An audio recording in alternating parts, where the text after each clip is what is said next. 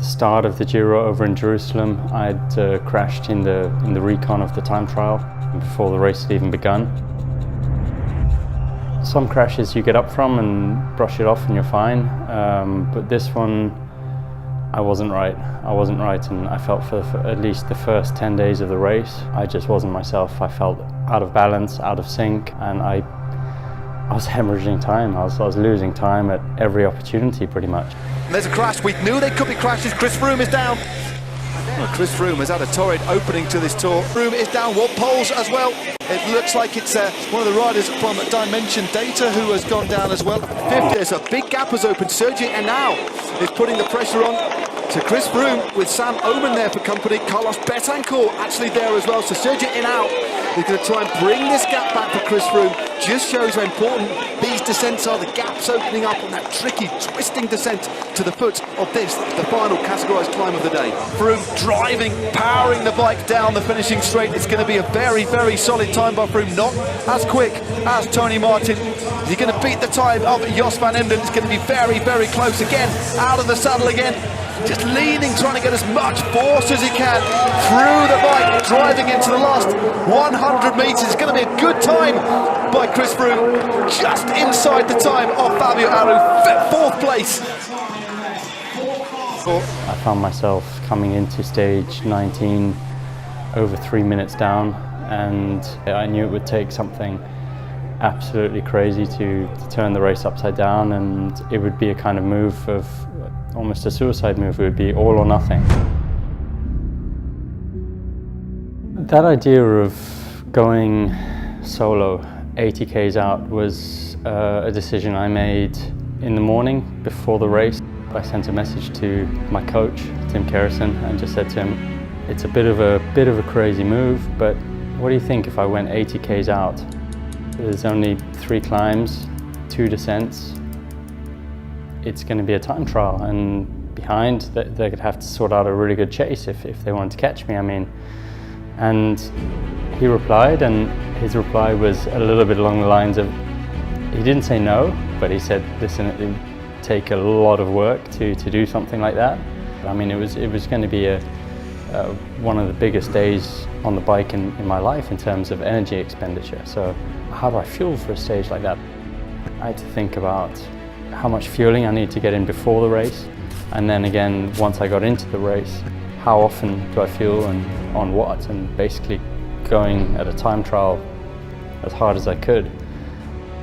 Certainly there were doubts. It's something that could go completely wrong, and you know what, if it doesn't work out, then you lose everything. But on the other side, I was also thinking about it as, well, I'm feeling good, I'm feeling better in myself now. I'm going to get out there and go into time trial mode.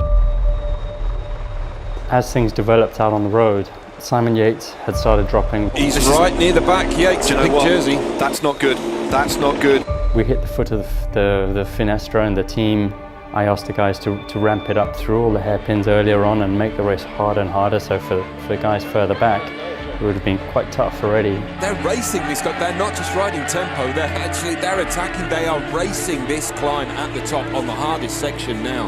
Yates was dropped, Dumoulin had started losing teammates already, and I think only at that point did I really believe, okay, I'm going to do this now, this is the moment, it's now or never.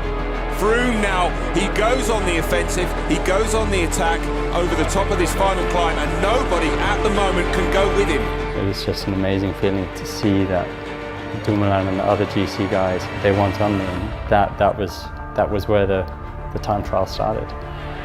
4 times a winner of the Tour de France, winner of the Vuelta. Is he heading here to Giro d'Italia victory? Once I accelerated and I saw no one come with me, I just thought, stuff it, I'm going to go for it now, all or nothing, and get stuck into this. And even on this descent, he's taking just a few seconds.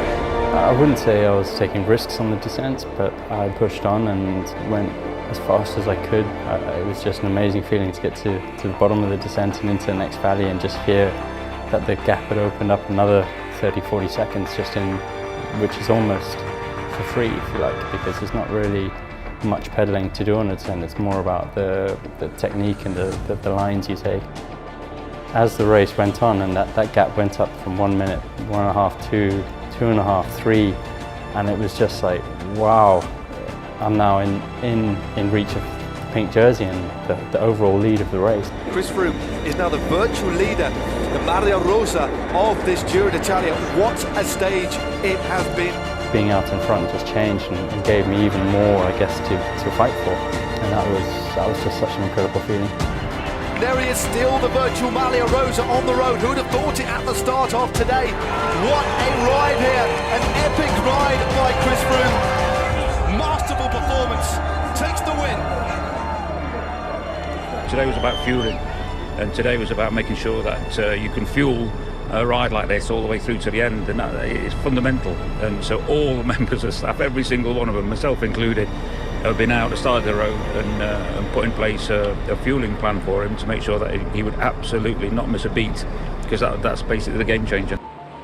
It's certainly not easy to take on that amount of carbohydrates. Every opportunity I had, I'd be putting something else in my mouth, and I think the beta fuel played a huge part in that. Obviously it's just a drink, it's in a bottle, but you get 80 grams of carbs from one bottle, and I think I had 2 beta fuel drinks out on the road, and I literally went into the stage so full already. I think I was just bursting. I felt as if I literally cannot eat any more right now, but thankfully that's the way I went into the race, because certainly when I crossed that finish line at the end, I was completely empty. I had nothing left, so I'm pretty glad that I did fill up in that way. Chris Froome is going to ride into Rome in the pink jersey of the Giro d'Italia. This victory for me is completely unique. I've never attacked 80Ks out, and I mean, it's just something that you don't really see very often anymore in professional cycling, and it's been a couple of decades since we saw someone win a Grand Tour in that kind of fashion. This is the moment that he's been waiting for. Chris Froome is the winner of the 101st edition of the Giro d'Italia.